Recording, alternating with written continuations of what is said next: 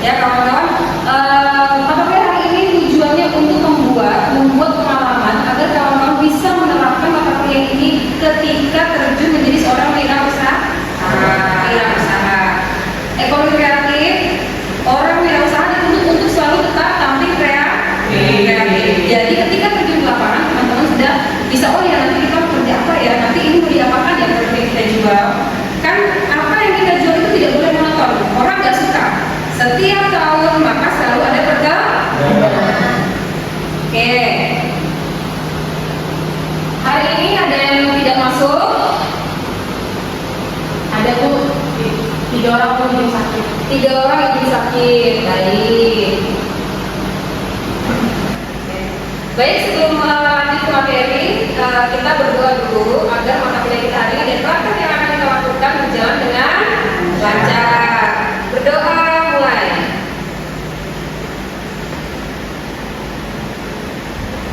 Selesai. Oke. Ekonomi kreatif atau proyek pembuatan iklan dalam bentuk flyer. Nah, teman-teman boleh lihat dalam pembuatan flyer ada yang namanya strategi desain. Judul dalam pembuatan flyer itu harus menarik minat yang lihat. Ya, selain strategi desain, ada konten yang harus kita perhatikan. Contoh, kalau kita bikin makanan, biasanya kita tampilkan namanya kualitas bahan, tapi ini makanannya. Kalau dalam flyer, fotonya harus menarik. Yang kedua, nama penyaji, tanggal, dan organisasi. Nama penyaji, kalau misalnya sekarang ibu tanya, kita hari ini mau bikin kue cake misalnya, atau kue kentang, bagusnya dikasih nama apa? Kotak yang atau kotak batu bara? Kotak batu bara. Gimana? Berarti gambar kotak yang hitam. Ya. Kenapa tadi dia bisa kotak batu bara? Iya, karena Samarinda identik dengan batu bara. Lebih menarik penyajiannya, maka lebih menarik, orang akan tertarik. Selanjutnya tanggal, biasanya dalam produk ada tanggal expiry. Penting nggak ini masukin? Penting. Sangat penting supaya orang tahu ini udah masa berlakunya. Selanjutnya adalah organisasi si pembuat. Perlu nggak dimasukin nama yang kalau nggak punya organisasi atau nggak punya PT tapi nama pembuatnya? Perlu. Misalnya Tika Bakery, ya kan? Perlu ya. Kalau misalnya tiba-tiba nggak ada namanya, otomatis orang bingung ini udah siapa, punya siapa, ya kan? Siapa tahu nanti ada produsen dalam skala besar mau beli, bingung mau kemana tempatnya, ya kan? Selain itu juga kalau berkenan tampilkan nomor kontak. Oke. Selanjutnya, flyer adalah media promosi. Flyer biasanya kita tempatkan di mana? Kita unggah di mana? Sosial media. Ya, ingat, capaian pembelajaran hari ini adalah tentang teknologi. Kawan-kawan, ketika mau berbisnis, kalian harus menguasai yang namanya ilmu teknologi agar tidak ketinggalan zaman. Oke. Ini dipahami ya, bagaimana flyer itu dibuat harus menarik agar meningkatkan minat beli masyarakat dan membangun brand. Langkah-langkah membuat flyer teman-teman ya, sebelum pakai. Yang pertama menentukan tujuan flyer. Kita mau bikin untuk generasi apa ini? A, Z, B, generasi 0, sandwich atau apa? Z berarti dibuat penuh warna. Perlu nggak kita bikin flyer yang warnanya hitam aja? Tidak menarik. Yang kedua, mengenal target audiens. Biasanya antara umur A dan umur B itu akan berbeda. Contoh, kakak Tika mau bikin produk odol untuk gigi rapuh. Berarti pasangannya siapa? Orang tua. Kakak Anda mau bikin jualan Lego. Berarti pasarannya anak dan orang tuanya, remaja.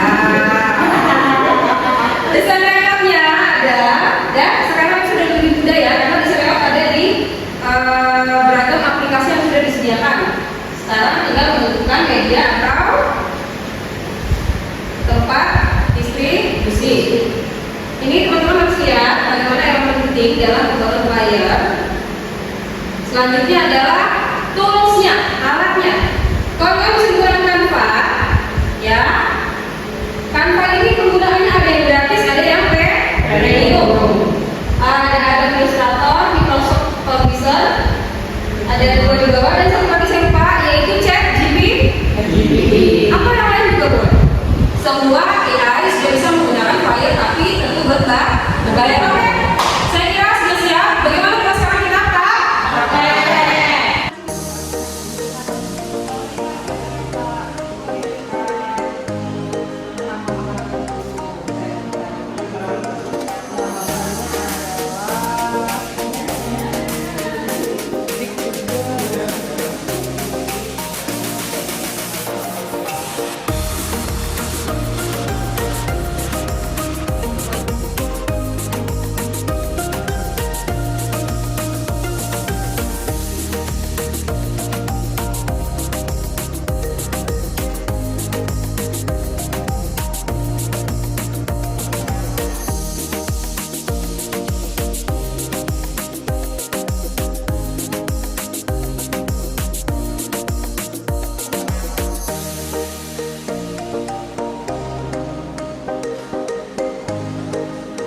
Gimana? Untuk produk makanan maka wajib menggunakan produk halal. Jadi nanti kakak boleh taruh di atas atau di sudut-sudut yang mungkin kecil tapi terlihat.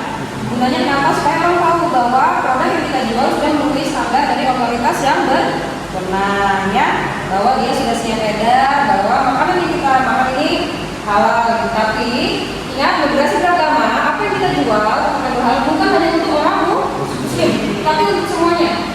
Boleh nggak untuk kita titipnya nanti misalnya di gereja ada operasi misalnya, boleh nggak titip makanan? Boleh. Itu namanya moderasi beragama. Oke, lanjutkan. Hasil flyer untuk pembuatan dasar kemerdekaan, ya. Nanti 17 Agustus ini biasanya akan digunakan contoh dari SD, dari anak-anak SD yang akan membuat dasar untuk menggalang dana kemerdekaan. Boleh teman-teman, ada makanan khas dari Batak, ada goma, terus ada risol, ya, ada jagat pedis dan sebagainya. Juga sudah ada yang namanya label halal. Ini masuk dalam kriteria flyer sederhana. Kenapa sederhana, Bu? Iya, karena pasarannya adalah untuk anak-anak SD. Meskipun yang beli nanti mamanya, maka si anak kan tahu ini logo yang mau saya beli, ini logo yang akan saya sukai misalnya, ya. Baik, jadi kesimpulannya kawan-kawan, flyer adalah alat promosi yang murah dan efektif. Desain dan pesan harus disesuaikan dengan target audiens. Sehingga tadi ada kelasnya, ada Gen Z, ada anak-anak, ya. Terus menggunakan elemen visual yang menarik perhatian. Bu, misalnya nih, kalau saya buat flyer, gimana Bu? Kalau misalnya tampilannya itu penuh warna-warni, biru, kuning, pink dan sebagainya, kira-kira boleh atau enggak? Boleh, karena untuk menarik. Apalagi misalnya kita jual adalah sekumpulan boneka Barbie, maka semuanya harus berwarna pink. Oke, ada pertanyaan? Cukup ya? Apa itu? Ketika Ibu ini tugasnya nanti di kumpulnya praktek kapan ya, Bu? Tugas dikumpul hari ini karena kemungkinan minggu depan kita sudah menggunakan praktek penjualan yang benar.